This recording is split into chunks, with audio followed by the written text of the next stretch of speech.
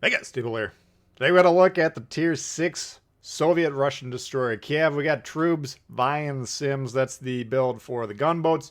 Once we get the Tier 7 Udaloy unlocked here, we'll probably create a second Russian destroyer build. This one's a little bit more torpedo-centric. Kiev reminds me a lot of the Leningrad, which is a nice solid Tier 6 Russian destroyer. Hotspot, domination mode. We're going to be talking about strategy this game as per usual. Guys, we're only about 30 subscribers away from 20,000. We could actually get it today.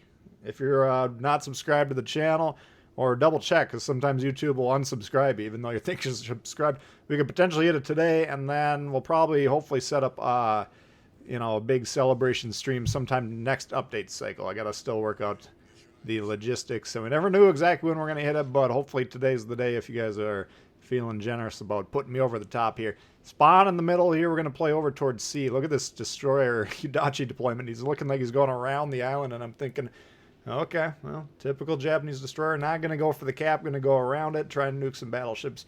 We know what to expect. So we're going to try and get into C here. I'm hoping the other two guys might play at or near the cap, and then maybe we can get some flanking torps in there. Maybe even pressure the base. Keeping an eye on the twist and track, of course, which is suggesting closest ship to our position, more or less due south. So we're trying to move forward here. We're trying to spot both the C lanes and the center lane to the extent possible, and just letting the play develop. Kiev, we do have it fully upgraded now, not quite ground out yet for the Udaloy, but we're getting close. You got 3 turrets, 2 pairs of guns. Compared to the Leningrad, you got 5 turrets, 1 gun each. So we actually have 1 more gun on this thing. Similar torps. I haven't gone line by line on the stats, but it just kind of feels a lot like the Leningrad. Punchy guns, though. We're kind of taking it to the destroyers in the Kiev. We had a lot of success with this ship so far. Pretty good win rate. And we're going to see kind of a showdown with the Fletcher, which is a ship that I was looking at the roster to begin the game, thinking, oh man, don't want to get into a close quarters tangle with the Fletcher, but how we deal with these guys, these American gunboats with the Russians, keep them at a distance. Here I'm like, okay, well, potentially we can open fire here. We reveal our position. Note how far he is. He's right at the edge of our white ring on the map, you can see. He can disengage. He can go around that island. So the potential for, maybe getting this cap here or maybe even getting some sort of ambush. I'm trying to potentially nuke this battleship to the south of me. There's a giving my position away here. Not necessarily that profitable. We do get spotted here, though, so we're going to torp that gap. That's number 1, still primarily aim for the battleship, because that's roughly where I thought he'd be. But then we could assume there's the destroyer in the lane as well. Here he is, Shiratsuyu. He opens up, he resets us, I believe, or he will sooner or later. And then we got fire coming in from the right-hand side of the screen. We got to keep an eye on that. So he pops the smoke, we disengage, we drop spot. We're going to pull forward to the left here, get this island between us and the Shiratsu, eliminate the possibility of the torps. It didn't look like he probably torped us, but he could be trying to position right now, getting those torps off, keeping this island right between us and him. He can't physically hit us. Kind of surprised we didn't get him with these torpedoes here, and we actually don't hit the battleship either. So I thought that was a pretty good strike, but not that fruitful. Nevertheless, we continue to capture the base. And those guys in the red, they're going all the way around that outside of the island, okay? So now I'm thinking, well, if the Fletcher wants to rush me, that's fine. Because, again, we're going to have the advantage at longer range. We'll demonstrate that aptly in this game. But if he gets close to us, then the advantage shifts. And we'll actually be able to see kind of minute by minute, second by second, when the Americans begin to have a little bit more power compared to these guys. Ganai's now coming around here. This isn't the most reliable torp because the Yudachi has already launched torps. He's almost certainly going to react to those if he doesn't get sunk, meaning that this shot is probably not that accurate or that likely to hit upon launch.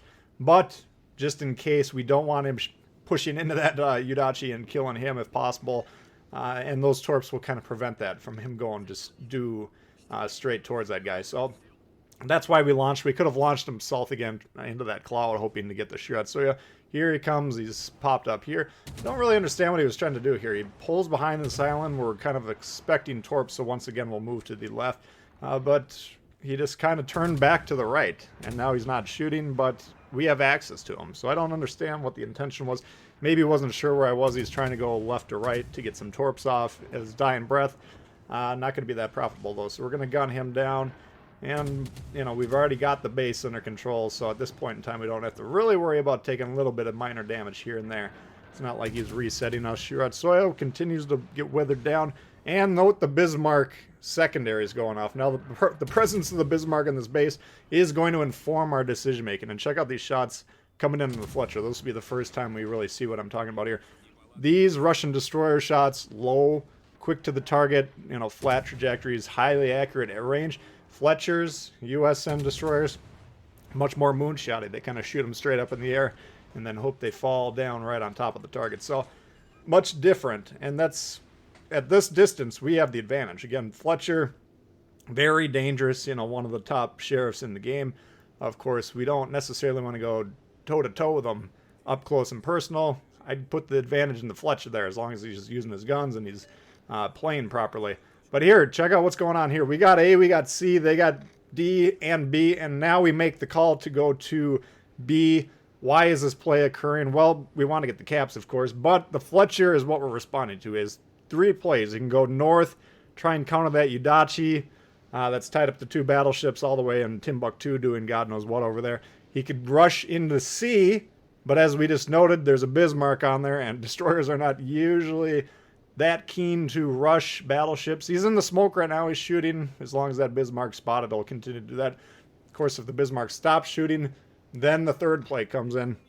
And the most likely play for him to make, especially as his twist and track is now turning on the screen physically. We're located. You can see that means that little half moon that you can see on my screen. That's on his screen, and now it's pointing at me. And since we're going south, that thing is certainly moving on the screen. So now he's saying to himself, that guy's going into D, and momentarily will actually be on D, confirming his suspicion. We launched the torps, kind of expecting some sort of cutoff, basically drawing a mental line between the smoke and the cap, because he's going to go straight for the cap, trying to intercept. Maybe we'll get him with the torps, maybe not, probably not, but just as good, because we want to be engaging this thing as long range as possible, okay? So he's going to have the spotting advantage. All right, and even if we put Bay on here, if we come up with a different build for these torpedo-centric Soviets, he's still going to outspot us. So we want to kind of be trending away from the guy. Once, I don't know how he got spotted here. He apparently shot at the Bismarck or something, got bored. That's going to cost him, though, because now we're going to fully demonstrate the power of this battle station here, where we can land these shots with ease at range here, and we're just going to be yanking on the throttle knob, okay? Just vigorously pumping it up and down, left and right, going to town on that knob, and he's going to have a hard time hitting us. Of course, we do have Vian on here, adding to the incoming dispersion, but it's mainly just playing around with our throttle knob. You know, that's what we're doing. He's making predictable moves here, and we're just whittling him down. Now, as he's closing in here, all right, he's getting into about 7, 6.5, and now you'll start to notice, okay, he's starting to score some hits. But by this point in time, we got such a huge HP advantage, we're not really in danger, okay? Knocks the engine, big deal. He's down to 1 or 2 hits, and the Megami's chiming in as well. We got the Megami coming into sport. So the Fletcher, you can't get spotted that early. I don't know why he tried to shoot the Bismarck, but that cost him. That cost him dearly. So now we got A, C, and D. We have 2 options. We can go over by the Yudachi Torp battleships that are off in Timbuktu, irrelevant, or of course we're going to try and box in the guys on B, okay? Because they are either, you know, they're not totally out of it. There's still 7 minutes and we still are on the blue team, okay? So we've seen throws way worse than this, and we're not going to let up off the gas. They could go to A, or they could come down here to D and try and kill us and flip this cap. That's probably what they should be doing, because background scoring, that's what I was hoping to talk about this video. I haven't gotten to it yet. If we're trading ships, let's say we sink a battleship, we go up, let's see, 40, they go down 60. It's a 100-point swing, okay? If we go up 3 battleships, that's a 300-point swing. But if no caps are in control, and then they go ahead and sink 3 battleships the other way, tie it again, okay? So scoring by sinking ships, you trade points back and forth between the 2 teams. When you're getting these points in the background, A, C, and D generating these 3 points every 5 seconds, those are permanent. Okay, you cannot take those points back from the team. You have to outscore them in the background. So even if we lose a few ships here, because we got this 3-point or this 3-cap advantage at this point in time, they're going to have a real hard time. So the longer this goes on, the more they're forced to have to sink every ship in the game. And since we're in a destroyer and we're not going to try and kill ourselves, they're not going to be able to do that. Okay, so that's the power of focusing on the scoring while getting the kills. All right, we're still doing a pretty good job this game, of course, out-sinking the opponents, but they got a lot of HP, they got some powerful ships. We don't ever want to rely on the fact that, okay, we're up ships right now, let's just forget about the caps. That's a recipe for disaster. Here I'm hoping Megami's going to be alive long enough to let me whittle this Suzuya down. We do have to keep an eye on the Suzuya. Once he starts rushing us, we're in trouble, and especially if he sinks the Megami, which I think he does here pretty rapidly. Then he's going to make a beeline for us. We need to get the heck out of here. We cannot sit in the smoke at that point in time thinking to ourselves, oh gosh, hopefully someone else is going to spot for us. No, because he's coming right at us and he's going to get that sonar going.